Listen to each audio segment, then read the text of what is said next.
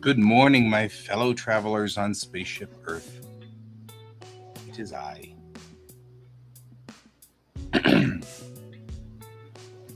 Well,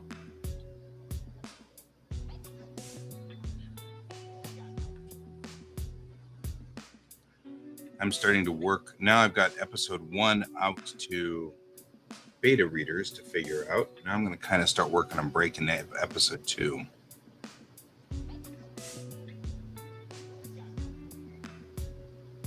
Which is kind of what I'm doing now.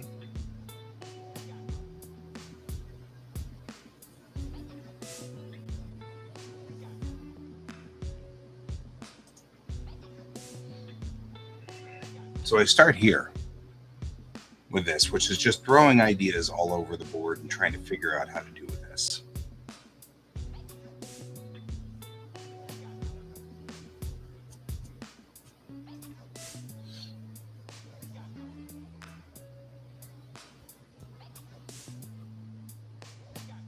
So what I'm looking at here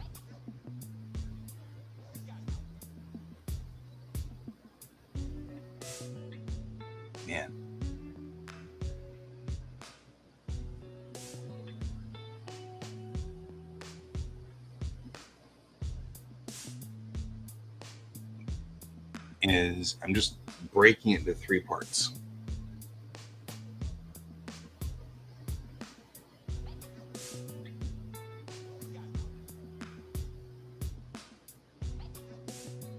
Hey, Brent.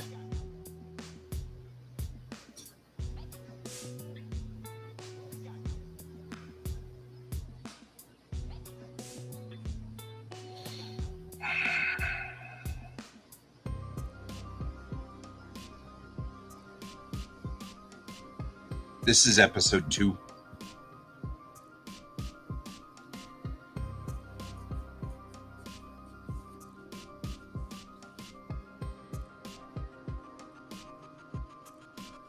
Because I've sent off episode 1 to be read and looked over and make sure that everything is good. So now I'm looking over episode 2 and going, how do I deal with episode 2?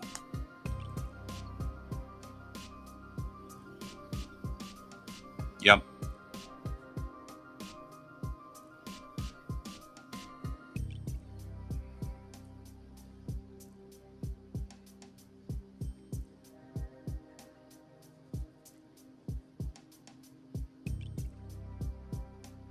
In episode 2, none of the biggest problem I'm having right now with episode 2 is that the end of the episode does not sound awesome to me.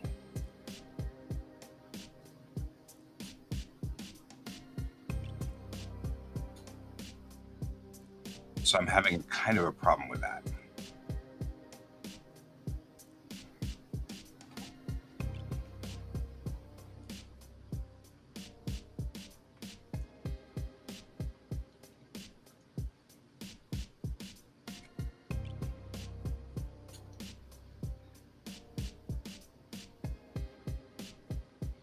So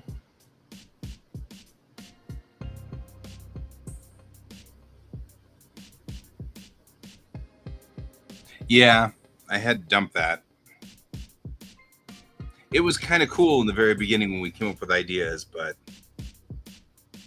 as time went on, it didn't fit as well.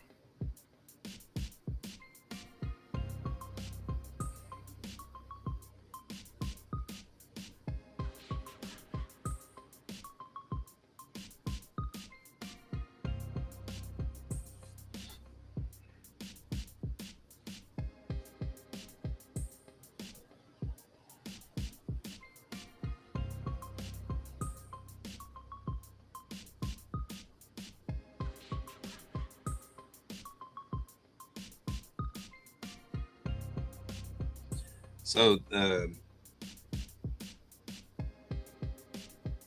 the idea of Sakura, which is the second episode, came from the episode Voyager called Dreadnought. We will. We meet the Commonwealth a couple more times, so it's not a real problem. And I feel like we could also make it work better next time with them being sort of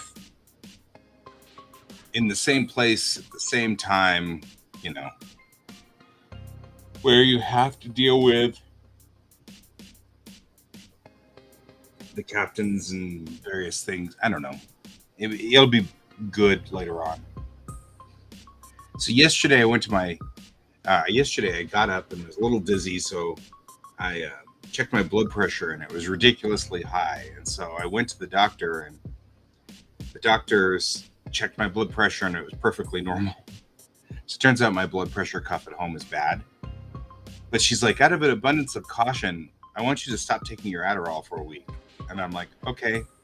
So this is day one without Adderall. And I'm like, I can't even stay on topic for like 5 minutes. Oof. So it's going to be a rough week.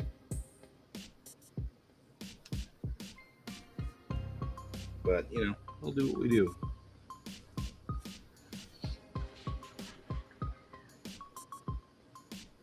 Don't worry, we'll meet the Commonwealth captain again. Though, I promise.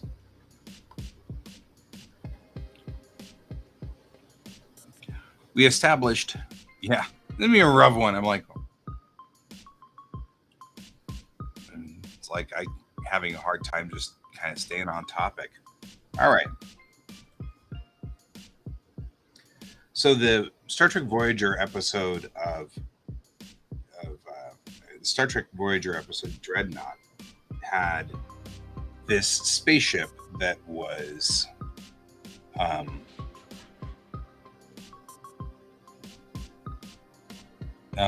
that was built by B'Elanna to be a bomb, and or rather, just Voyager Dreadnought. And the episode didn't ring like I didn't feel like they hit the button enough. It turned out to be more of internally a problem of B'Elanna that they were after, which is fine. But the thing is, the concept of it that really I don't think they worked into there was, the concept of the Sakura. The Sakura were a type of airplane built by Japan at the very end of the war, which was, it didn't have much of anything. It was pretty much effectively a glider, but they would drop it, and then a pilot inside there would fly it straight into a ship, thus blowing up the ship. And these Sakura bombs were built and never really employed by the end of the war. They only employed like 2 or 3 of them. And there's a certain amount of horror there, right? And I feel like they didn't explore that horror. There's a horror there. And so I'm writing something similar. They come across a bomb, a spaceship bomb, which was built back in the AI wars. And it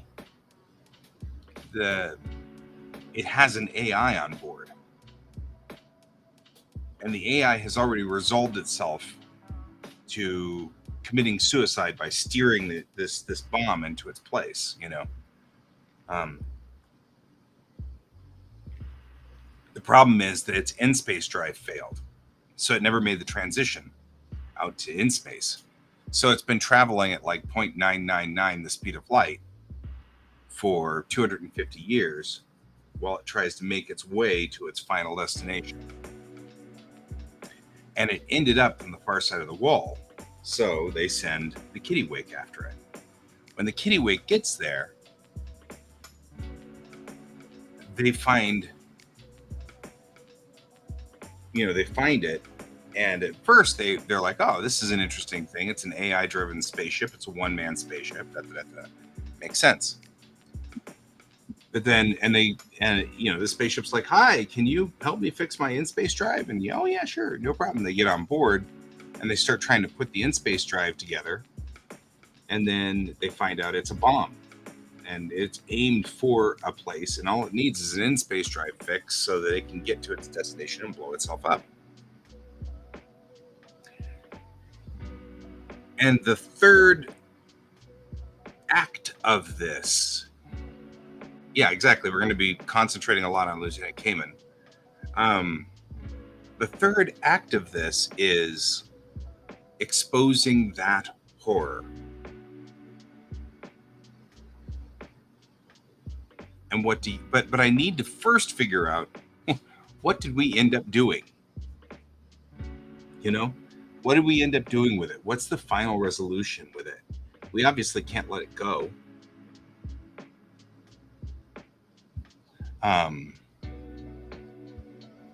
Because we can't let it, just continue on to its destination and blow itself up. But it seems pretty trite to think that we're going to go over there and just explain to it that it shouldn't blow itself up and have it go, oh, okay, So my two options are, do we destroy it or do we let it continue on? Okay, hang on. I've got to go find out what George is doing.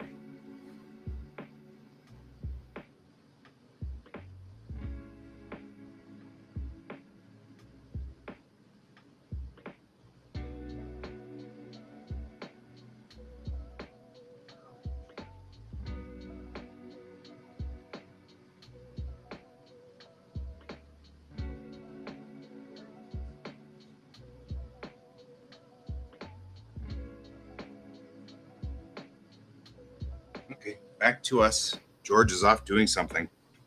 I don't know, but I saw him sitting in a doorway, so I don't think he's doing too much. So first things first, I need to figure out, what are we doing here, What's the end result of this?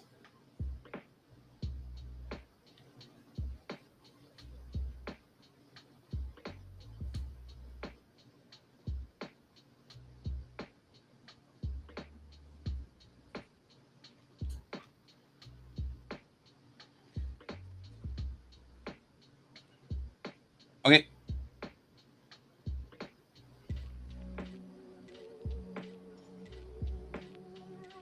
Oh.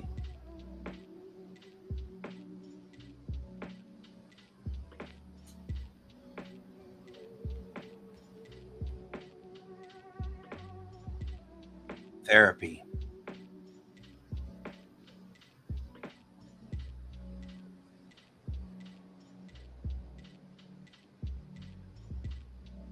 Therapy. That's not a bad idea.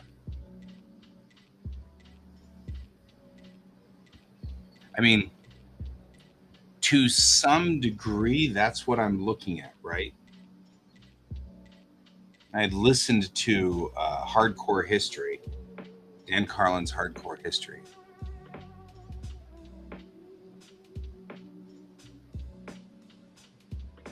And listening to Dan Carlin's Hardcore History had an interesting side point.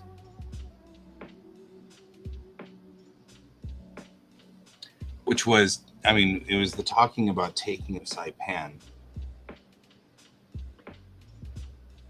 When the Marines were on Saipan, and listening to him recount what was happening on Saipan.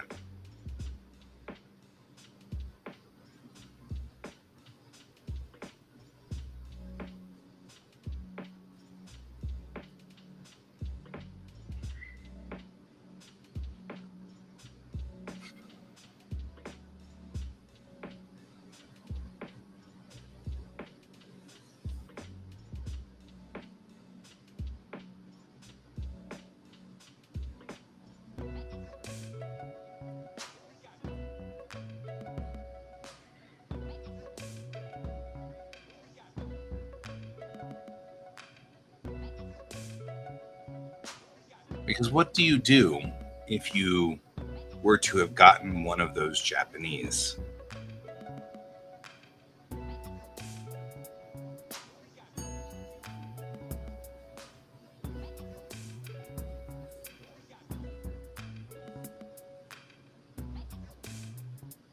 Hey, welcome back.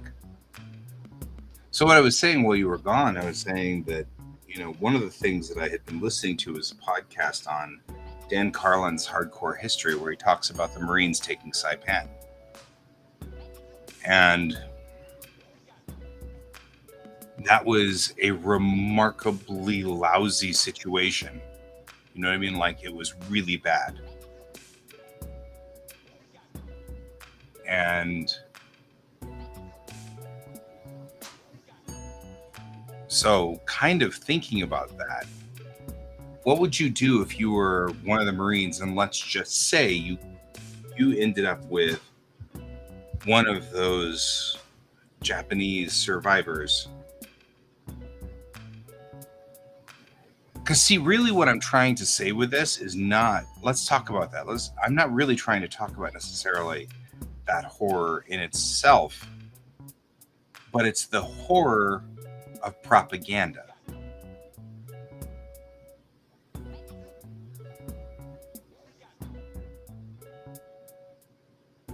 Really, that's my point. This whole thing is about the horror of propaganda. The whole episode is, and has been since the beginning. By the way, happy Moon Day, everybody. It's Moon Day. This should be a national holiday. It actually should be an international holiday. So,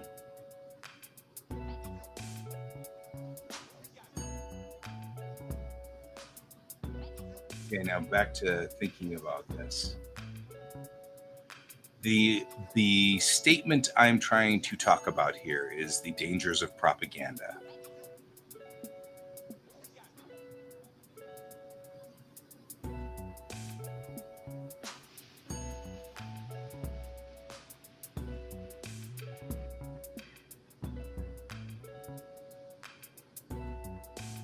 So I'll put that up here.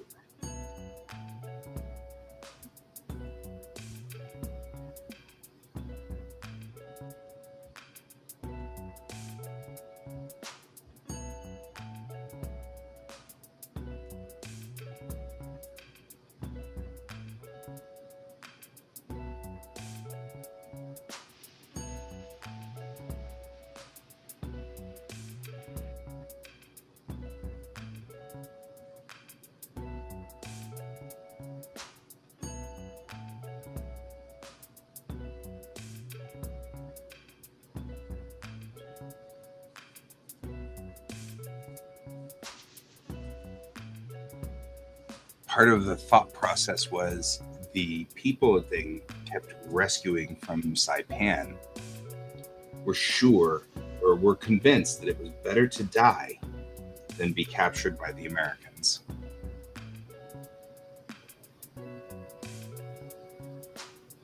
Yeah.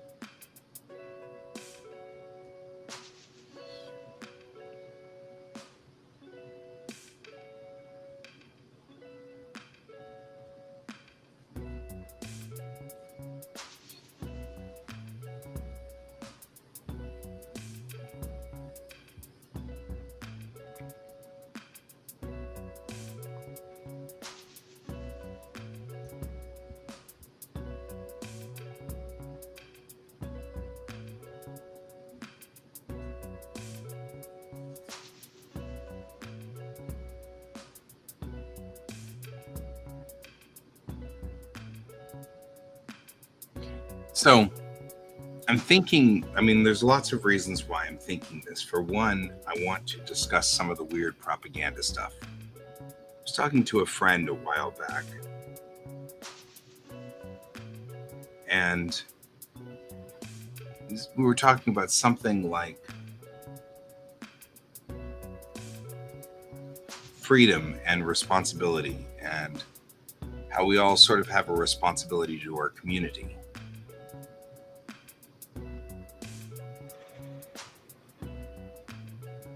And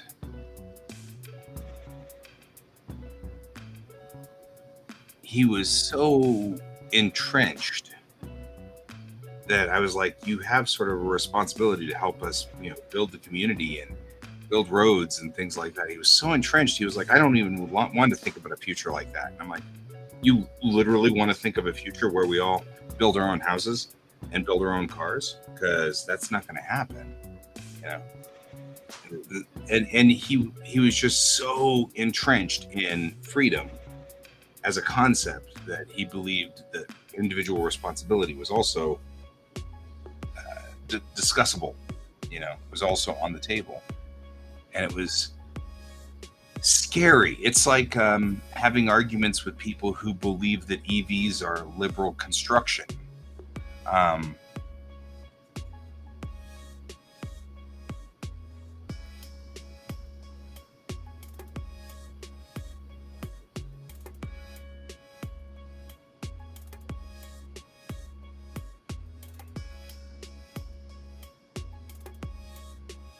no, yeah, we could bring back an AI from that era. There's only one at this point in time. That's Sarah Still Knight, or what do we call her? Samantha Still Knight. She's the only AI from that era.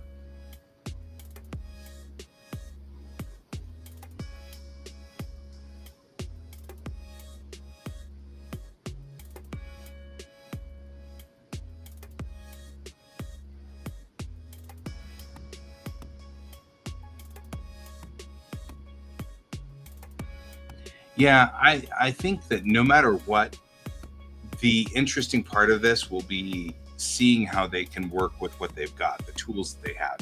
So I don't want to give him the ability to, and we'll have to go through the, okay, so you are aware that the world's changed, right?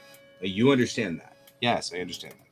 And you understand that the war was settled and you are your own entity now. You have your own rights. Yes, yes, I get that too. And then it's, well, then what do you want to do? Well, I still want to blow up.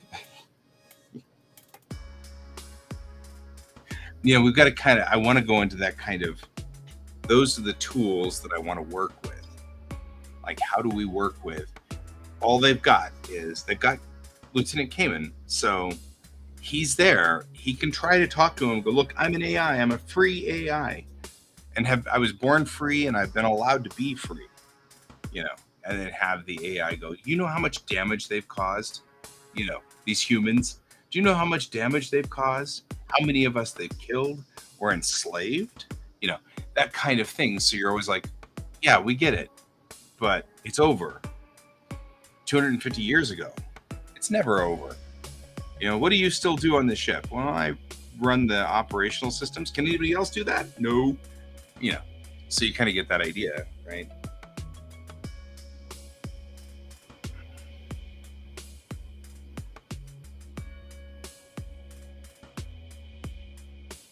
There's a lot here to explore, you know?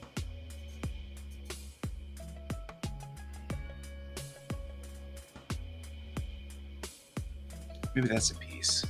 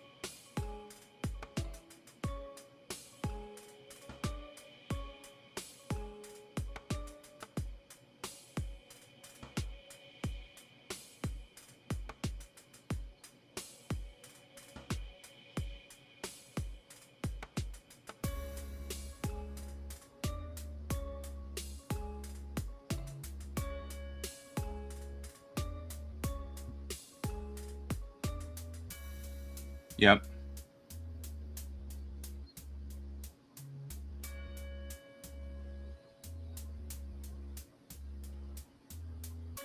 That's a good point.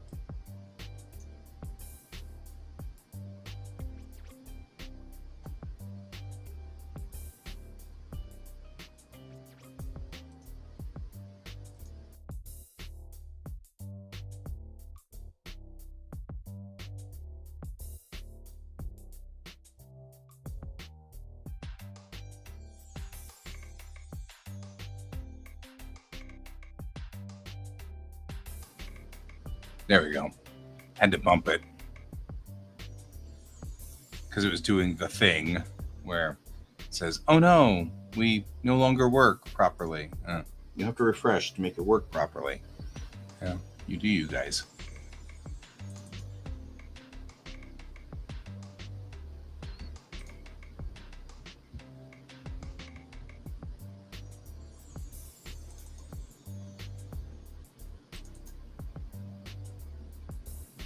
So, yep. Yep.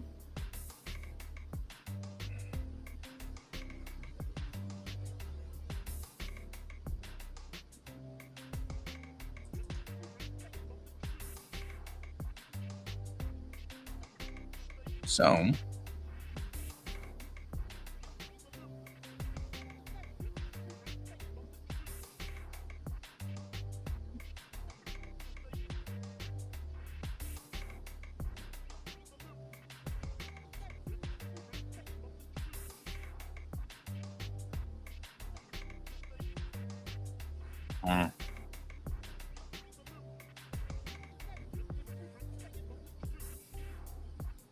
anyway, kind of thinking about some of the other things we got to do here. Kind of like thinking this through and going, well, what are we doing? What are we doing?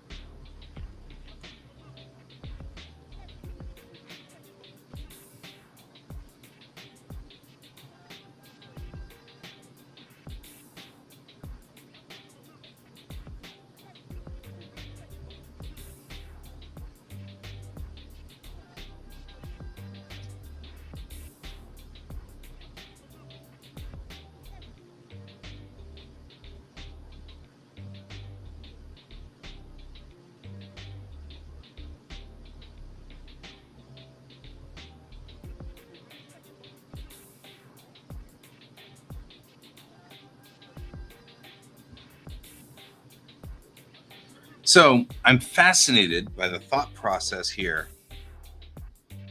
So Navin Navin Kamen, Lieutenant Kamen wants to be a pilot, but can't, right? Because you can't pilot in space because there's problems with processors operating during that time. But what if this AI was like, you can operate in space. We had pilots that did it all the time.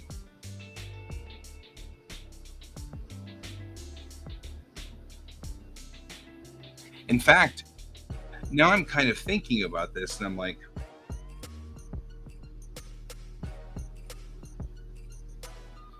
why would there be an AI on here to pilot in space at all?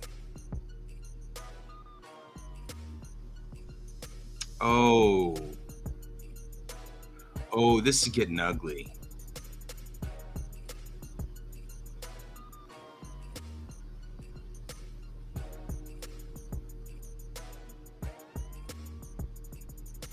My brain's going through a completely different series of events. Right? So the AI on this bomb is talking to Lieutenant Kamen and saying, hey, um, you know, there's you've always wanted to be a pilot. Why can't you be a pilot? And Cayman says, well, because AIs don't operate in space. And then the AI here says, I mean, that's my job, right? I'm here to be the pilot of the ship in space. So, are they telling you a lie? Are they feeding you a line?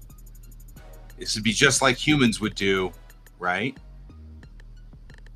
Now, the truth of the matter is, this AI has not gone into in space yet.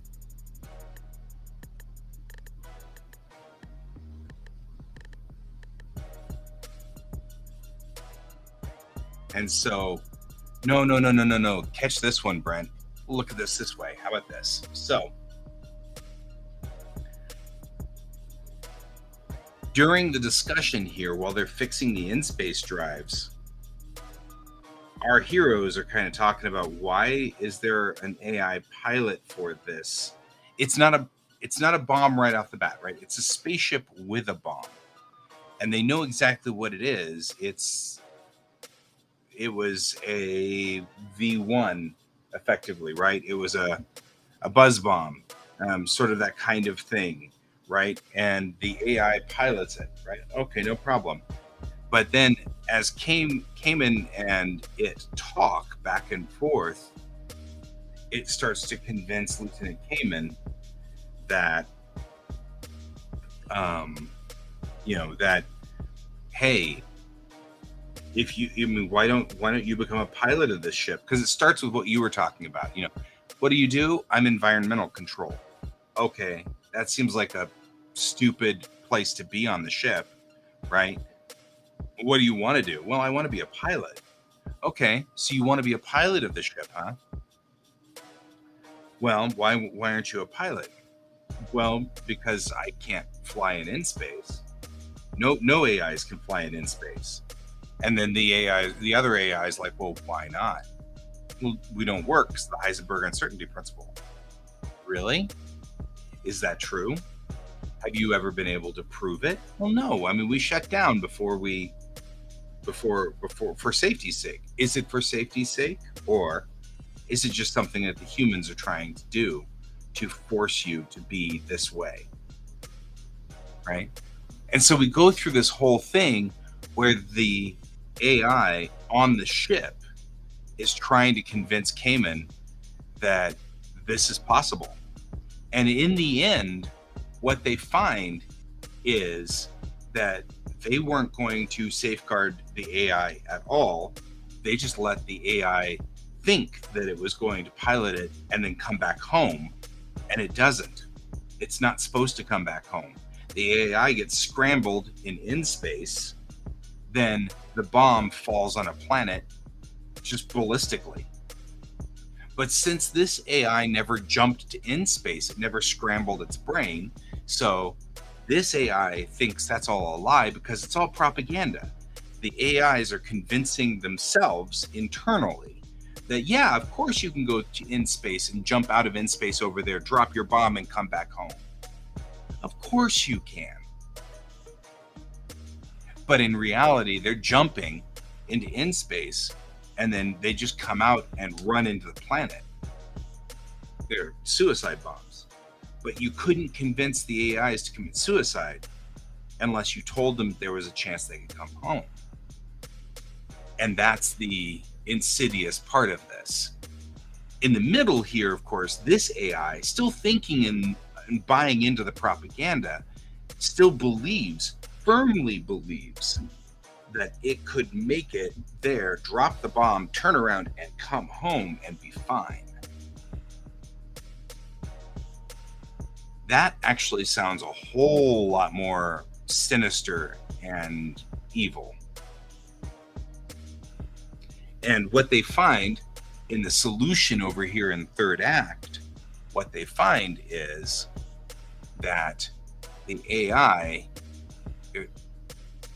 right, exactly, killing themselves by hiding the truth.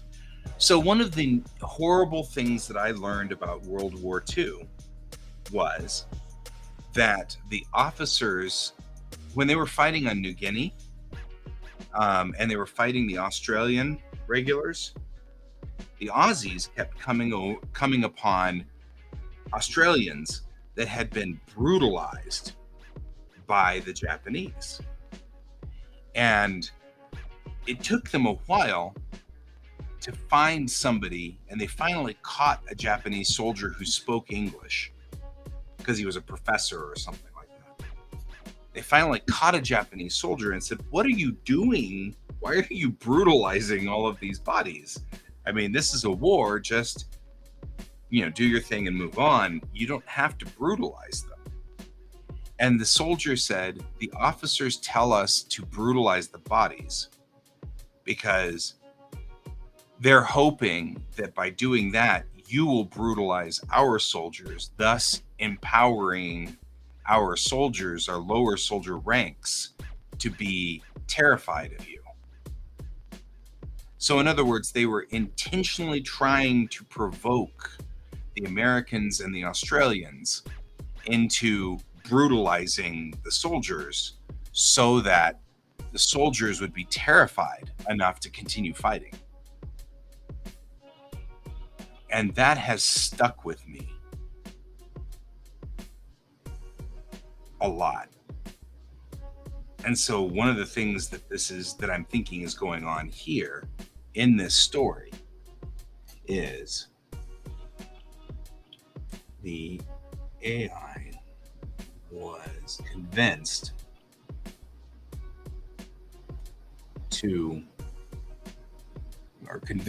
that he'll come home. And that jump sickness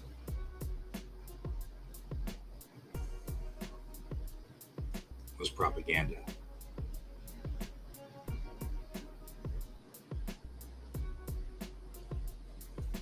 Right? So the last thing these guys find and finally sway him is a standard control system lock set. So the machine that's all mechanical, whose job it is to run the ship when it's in space. And it's a mechanical, like clockwork thing, because you don't have any way of getting a PC to operate. So instead you have this thing that literally winds up like a music box and runs the ship automatically by tick tock, tick tock, tick tock, tick tock. And once they find that, it's clear that whoever built the ship didn't intend for the AI to live through the transition to in-space. Hey, some user.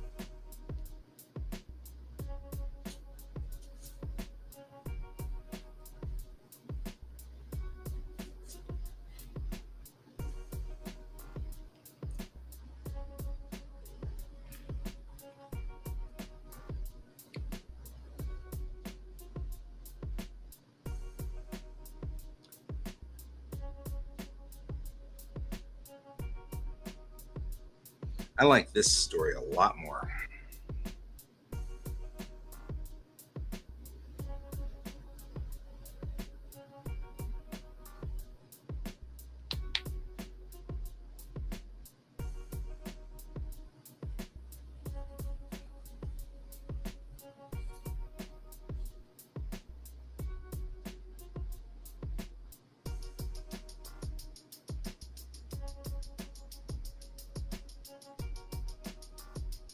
I'm breaking the next episode of Bellatrix Rising.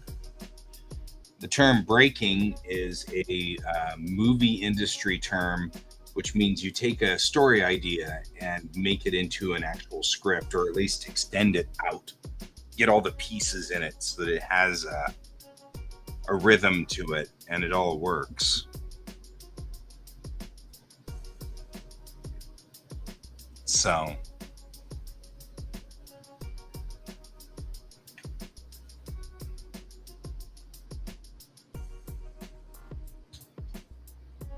What about the Najor? Did you know that they were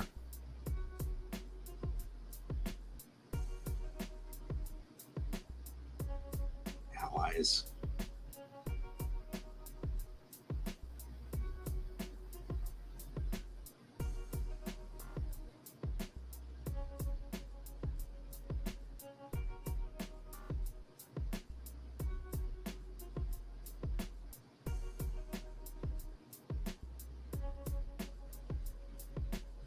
No?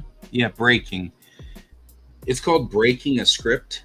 And it's a term used in the movie industry just to mean that we're taking, I have an idea for a story. Bob and Tim go to a store. Well, that's not a story. It's or maybe you say Bob and Tim go to a store and they have a problem with their credit card, right? That's our story we want to tell.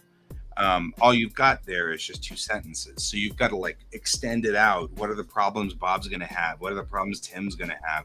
Why doesn't the credit card work? All these things. You have to kind of break it out, and then you finally have a structure of which you can hang a script on. So I'm already working on the second episode. It's called Sakura.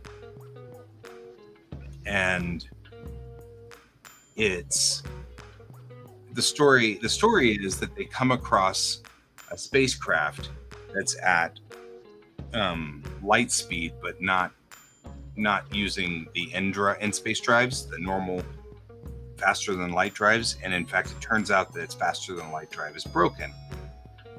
And then when they get to the ship, they find that there's an AI on board, and the AI they find it's an old war veteran from the AI wars 250 years ago.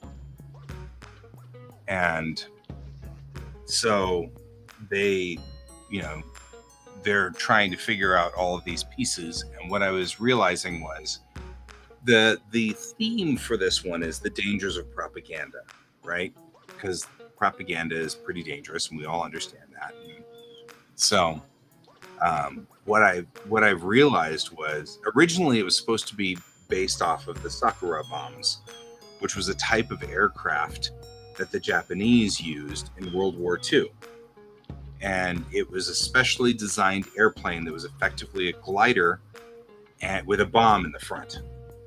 And so they would put a pilot in there and drop the glider, and then the pilot would steer the glider until it hit a boat, and then it would blow up. So effectively it was a steered bomb. So you put a person inside there to steer the bomb, and that person would be that person's job. And the thing is that when you look at the Japanese culture throughout World War II, there is a deeper, uglier underbelly to it than even we thought. Usually when we hear about what happened in World War II with the Japanese, they were very dedicated to their country. Well, they actually needed more than just dedication to their country to do the things that they were doing. And there was, on top of this really dark propaganda of the Americans were evil, the Australians were terrifying, and right. But I mean, the problem is, like I was saying to earlier, when the Japanese were on New Guinea and they were attacking each other, they were fighting with the Australians, and this is early in the war. They would brutalize the bodies of the Australians that they killed. They would, cut their heads off, cut their wrists off, things like that, sometimes before they died, so that the Australians would find these brutalized bodies, and it was horrible. And at some point, one of the Australian groups managed to capture a Japanese who spoke English. And he said, the officers are making us do that because they're hoping to make you do that to our people so that we can add extra fear to our soldiers, because the soldiers are not sure that they're committed to this fight. And so the idea is that they were brutalizing the Australians so that the Australians would brutalize the Japanese, so that the soldiers on the Japanese side would be hardened to fight more. By the end of the war, when the Marines took the island, when the U.S. Marines took the island of Saipan, they took the island and there weren't that many combat units on there. So it was a pretty relatively easy fight to get to the end of it. But then they finally got to the end and literally all the civilians committed suicide. I mean, they got like, I think 300 civilians off of there, of an island that had something in the order of like 2 million people. And it was because they were that point in time, the propaganda had gotten so good that the Japanese on the island literally believed it was better to die by their own hand than to be captured by the Americans. There was nothing the Americans could say to convince them that this wasn't true. And it's terrifying to think of how effective the Japanese propaganda was. It was very, very, very targeted, and it was very effective, and that's what allowed them to do the kamikaze and the sakura. Those are very specific things, and it was very pointed, and that makes a lot more sense than just they were very dedicated to the country of Japan.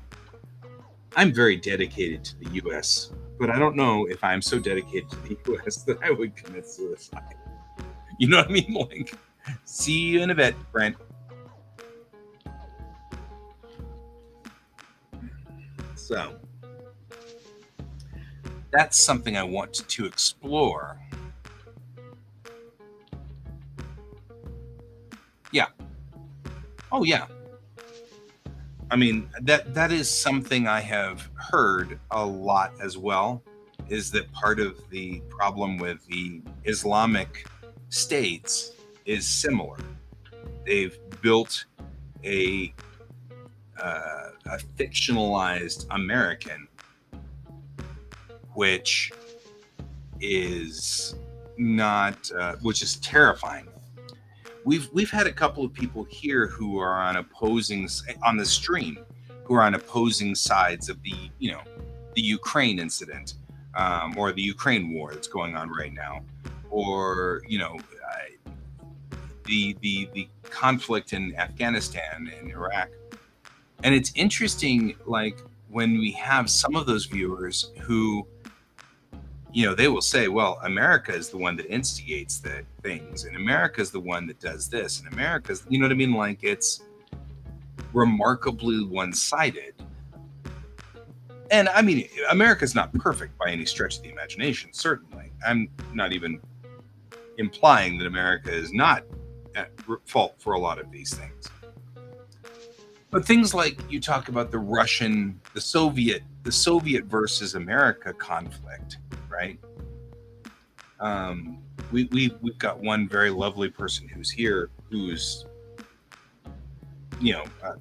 post-Soviet Russia, in post-Soviet Russia, and feels like Gorbachev did all the right things, and Ronald Reagan was the one that was just a warmonger and wants to go to fight with everybody.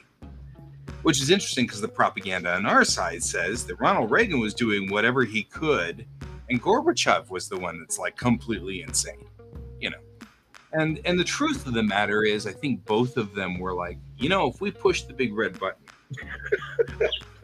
we're all gonna die. Maybe we shouldn't push the big red button, but we'll threaten the other side too. But really neither one of them were intending on pushing the big red button. They just wanted to make sure that all of us were afraid enough that they would, and that's an interesting thing. Propaganda is fascinating to me in a lot of ways. It's interesting to me to think about what do you do?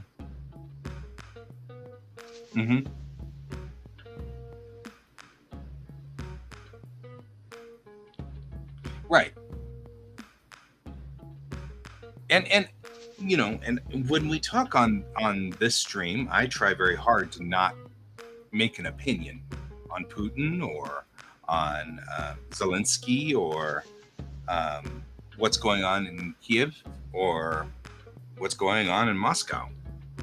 I have my opinions that come from a childhood living under the Reagan Gorbachev conflict.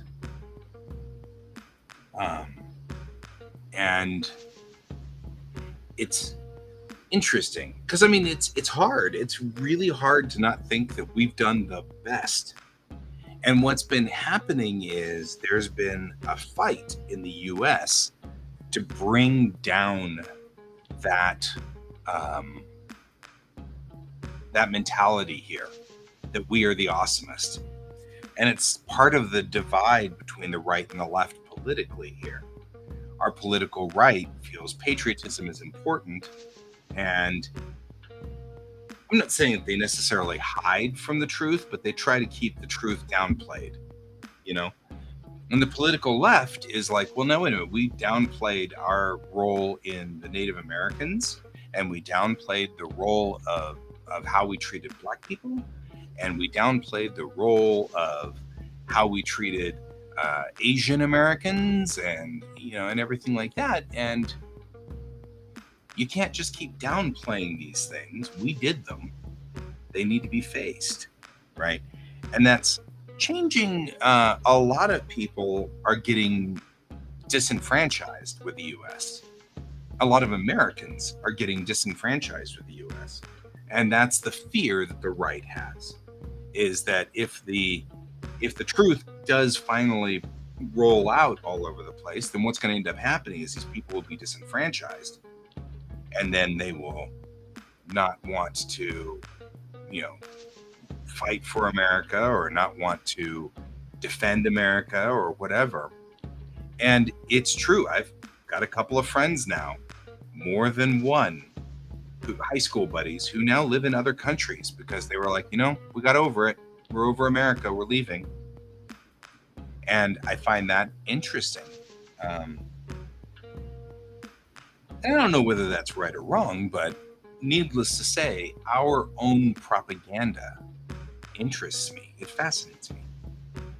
And you're going to have your own propaganda too, based on your place. But I feel like propaganda is one of those things where you have to come out the other side, right?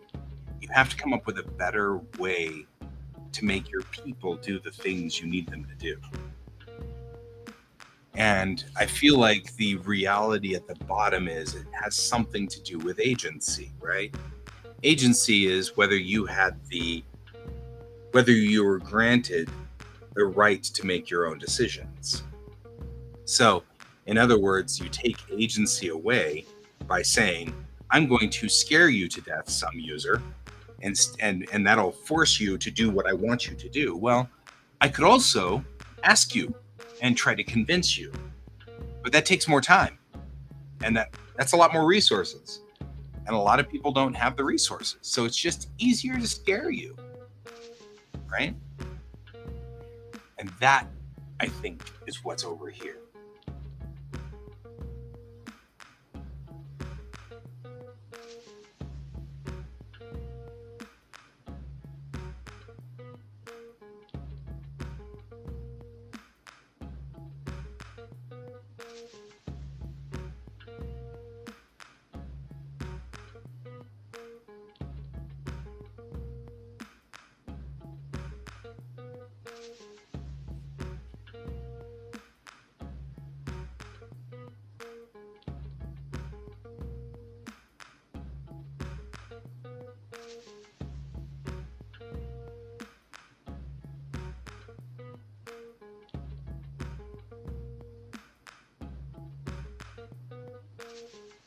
And I'm writing this all out now.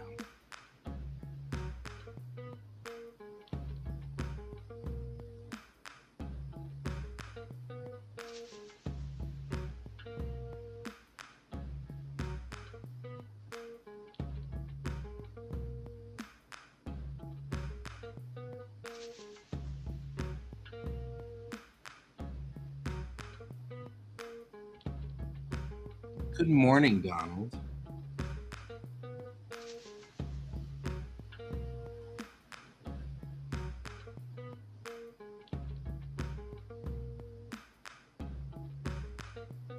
How are you doing?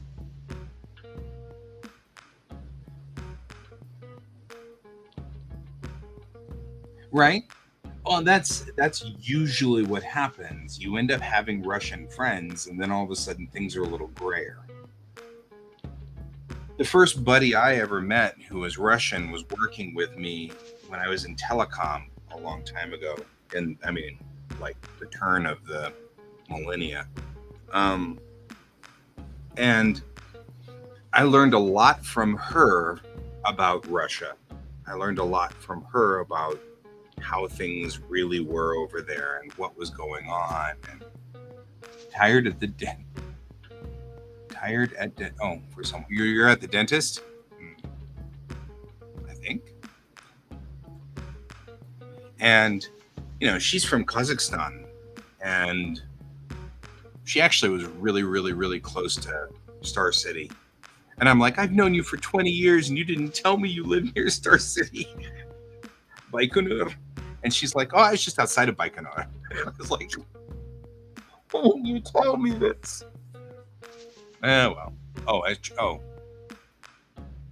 your transportation to the dentist. But yeah, she was the first person I ever met that was actually Russian and things like that. And boy, she hates Putin. Boy, does she hate Putin.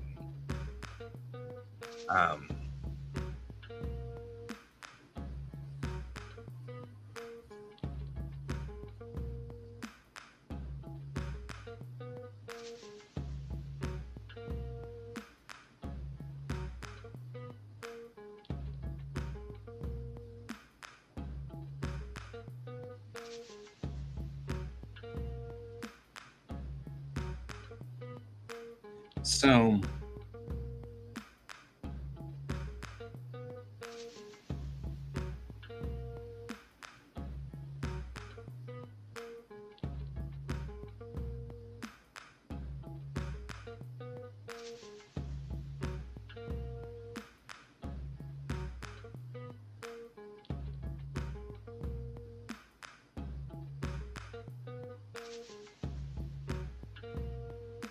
real quick, I'm adding all the things.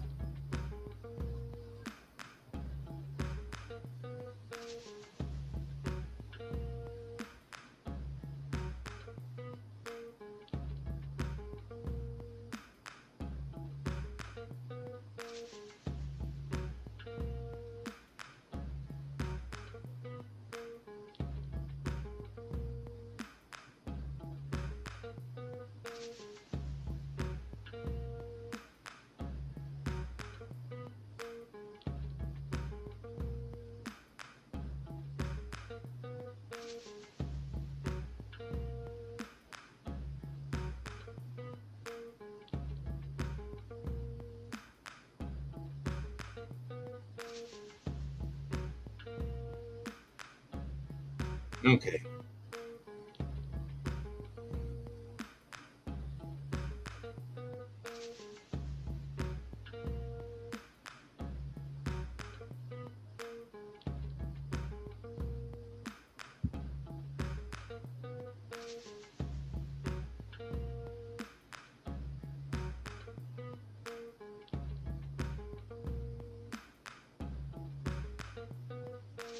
There we go.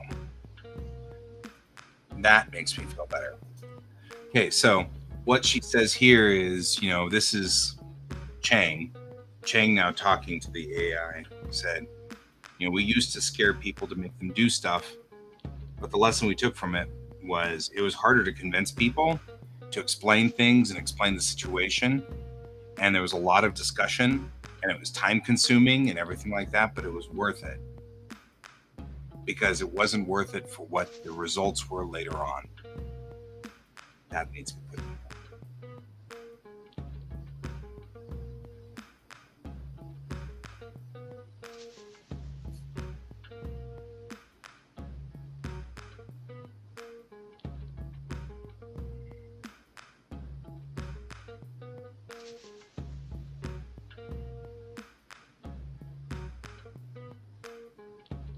There we go.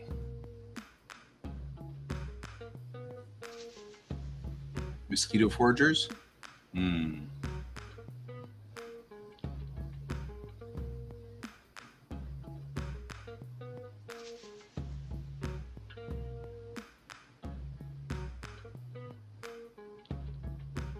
There we go.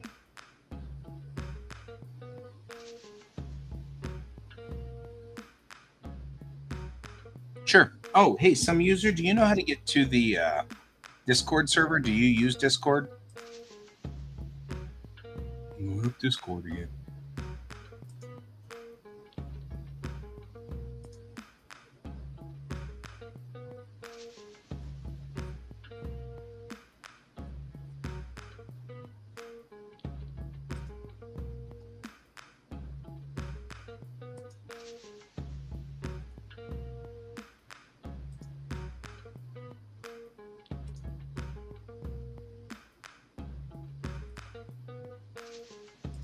Okay. Here. Oh, well, I'm gonna put it in the what's it's anyway. So if anybody wants to go to the Discord server. Oh, you're getting eaten by the mosquitoes in the car. I get it now.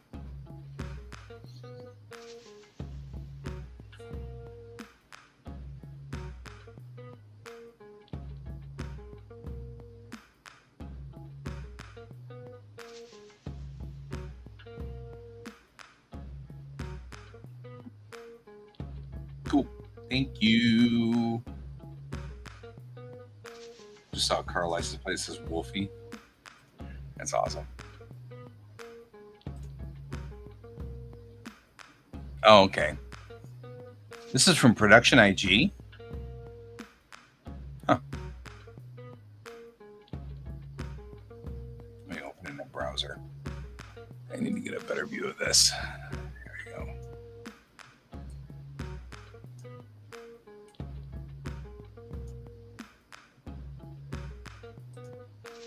Wow, you got a really good scan of it.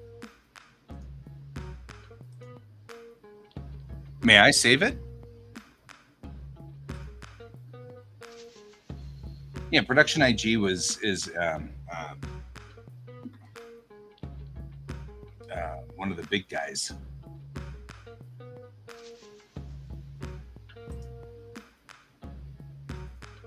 Thank you.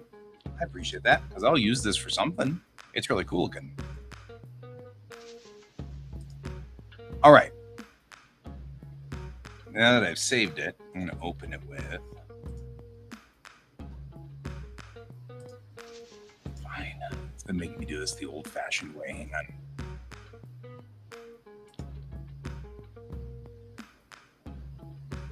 Here, I'll bring it up.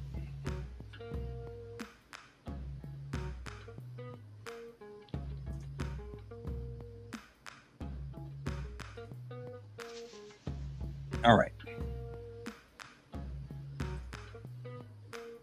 This is what some user has just posted. So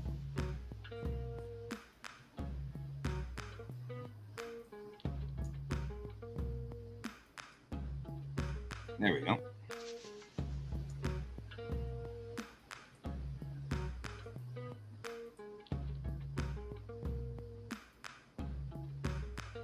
Okay. So just looking at these here. Oh my gosh. So this is seconds. It's probably really meaning just time in general. Because this is in.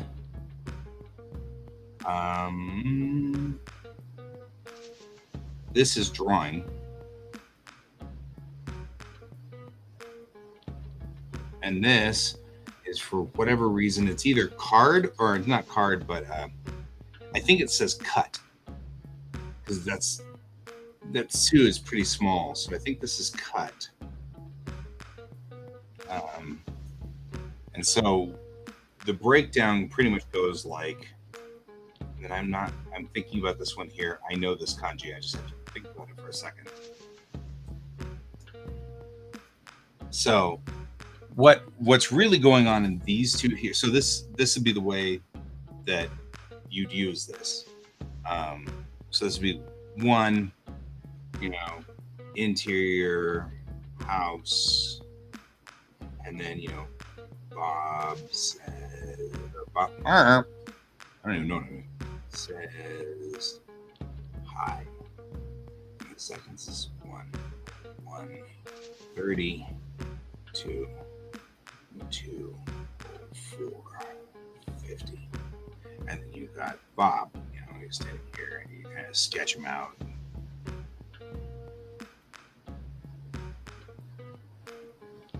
Here's an arm on high. He's got his tie. So that's really what because they're spaced correctly. Mm-hmm. What part of the script is it? Right? They're spaced apart because they're evenly spaced. Kanji is usually evenly spaced. It's a tradition. It's kind of like, do you know when we do, there's a certain justification in text, which you see in newspapers, and it's called column justification. So in other words, it takes all the words and it spaces them evenly between the right and the left side. When you do left justify, everything only goes to one side, right? And then when you do right justify, everything goes to the other. What you end up with is a sentence that's like this, and then a sentence that's like that, and a sentence that's like this and like that. And you end up with kind of a rough side on this side. Well, we have a way we do in newspapers where we do the both side justification, or column justification, and that spreads the words out a little bit, so it changes the spacing in the words so that the words all end in the correct spot on either side. And it's the same thing they're doing here. They just place the kanji here and here because inside this box you could see the justification, right? They're not exact because this was hand done, because like this guy's not exactly centered right here, and this guy's not exactly centered either. So, they did the best that they could. Probably when they did this, it would have been the 90s. So either it was on an early word processor or something. But yeah.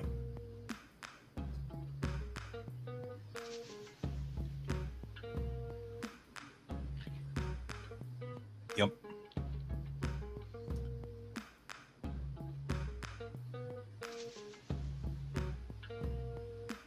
And when we say cut, by the way, I think that's their term for scene. No, it's not.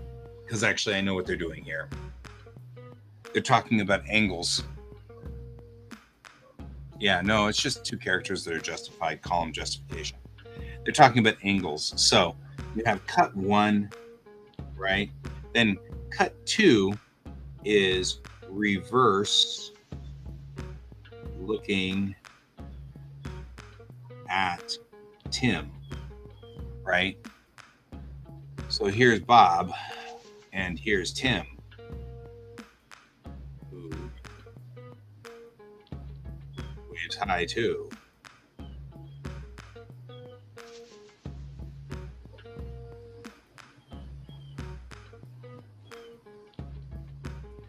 In the end, once we're done with all these are cut by sequences that were already decided. Since this is for animation, when we do this, you're going to want to go through each one of these, and then these become your keys when we're done. Right? We send this picture off to be a key. The key starts this cut. Once we're at the end of this cut, how long it is till the next location or next section here, right? This is 2:04:51 to, let's say, 4:01:53, and they'll put the they'll put it down precisely to the second, because of course you need to know how many frames you're going to have to deal with and how many cells and how many things and what's going to be in each one of these scenes. How much information are you going to have to give? So, hey Merrick, so far it's been pretty good. So that's what this is.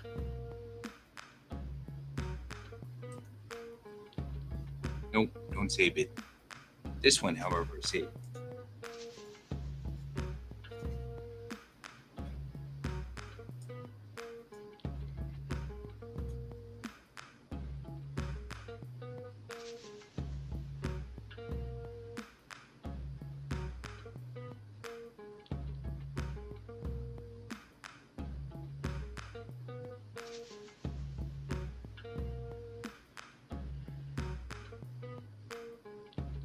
You're welcome.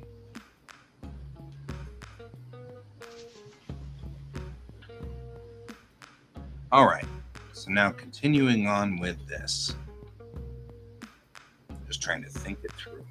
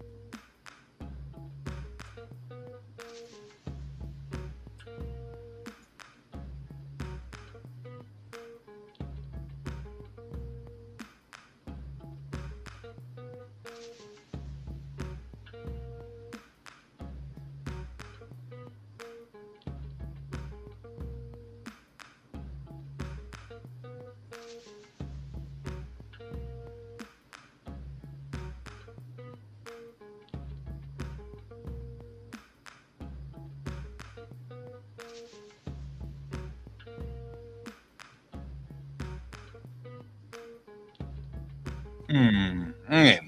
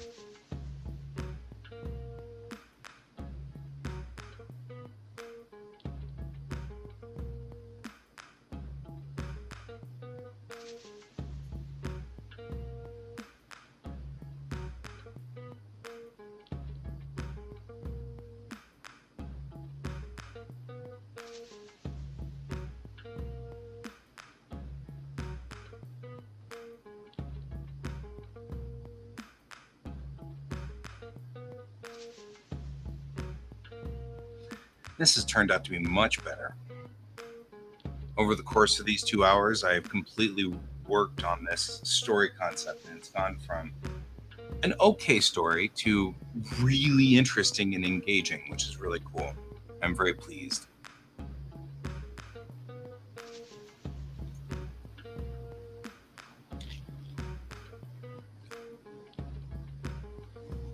We have about 10 minutes left, and I'm going to go take a shower. I actually kind of want to do that and clean up and hit the day. Or I might go to sleep. I haven't figured out what I'm doing. I don't know what I'm doing. I actually do not know what I'm doing.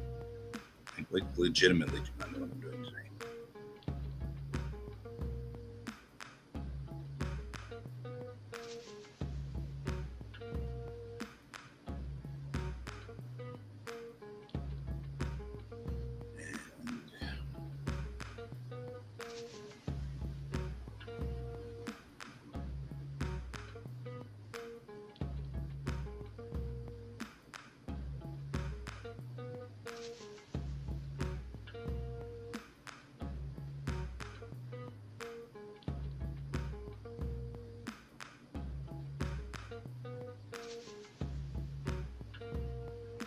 Hmm.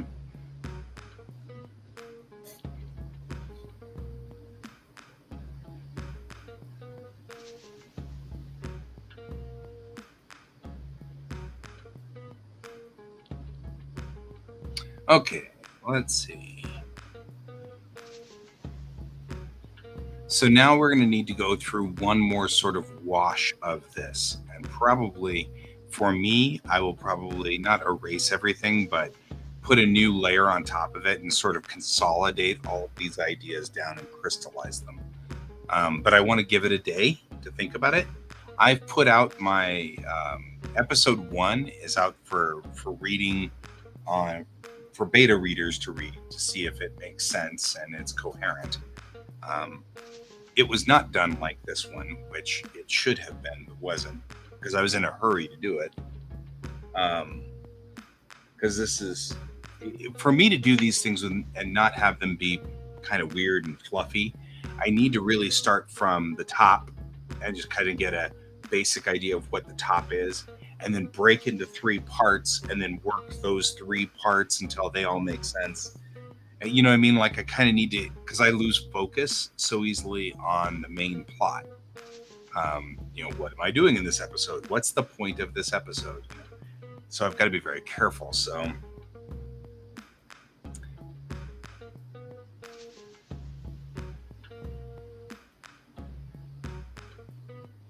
yeah, transition would be trans and SLG.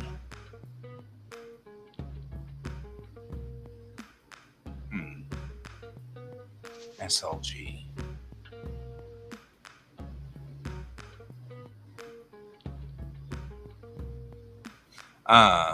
Slugs. Oh, it's all right. We're only running for another 5 minutes. Were they using slugs for animation? I need to look. Hang on.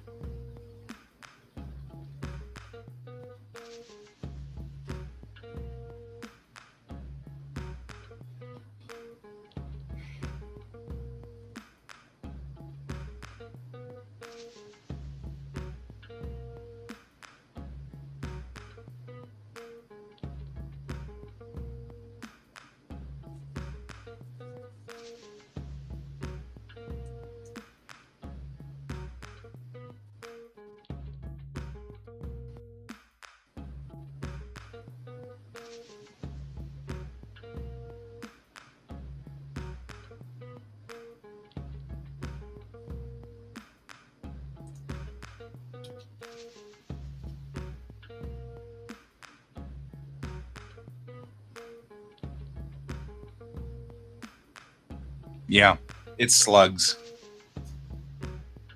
That's what it is. So I was just trying to figure that out because I was like, so yeah, there's an additional meaning in animation. Slugs is when you time something to the storyboards. So slugging is when you're actually timing everything up so that they match the storyboards, so that you can make an animatronic at some, or an animatic, not animatronic, animatic.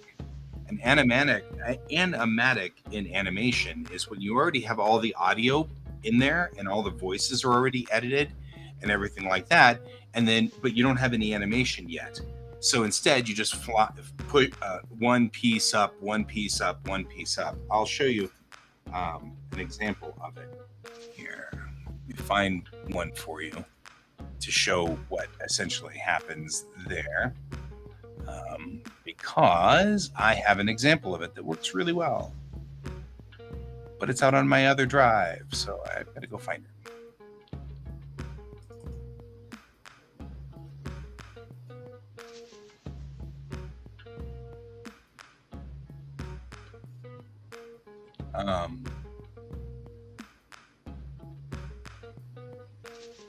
Wait. I've got a thing for this. Where is it?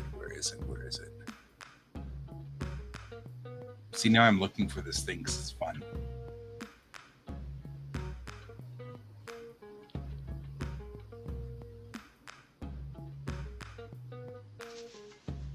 I lost it somewhere. Well, I'll have to find it for you at some point. But a slug is slugging is when you time stuff up so that it's all timed up correctly.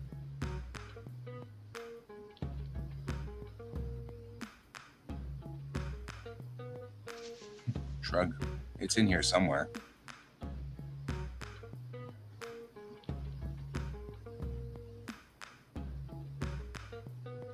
Yeah. Anyway. History of animation over here. I snagged it somewhere along the line. Oh well. Slugging. No, it's okay.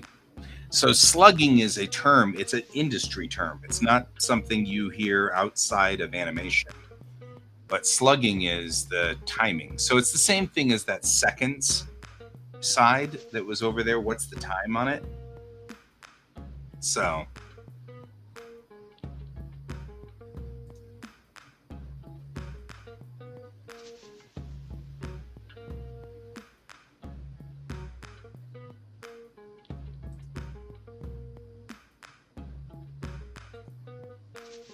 all right. And you can always throw these questions at me.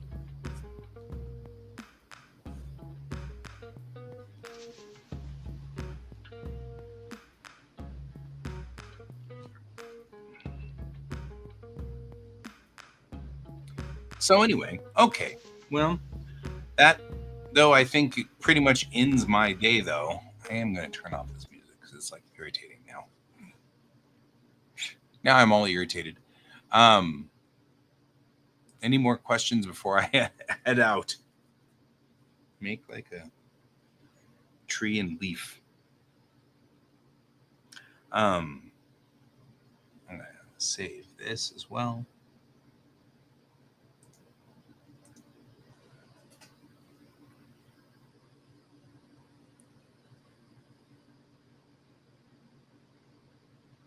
So, okay, well, I think we are done for the day.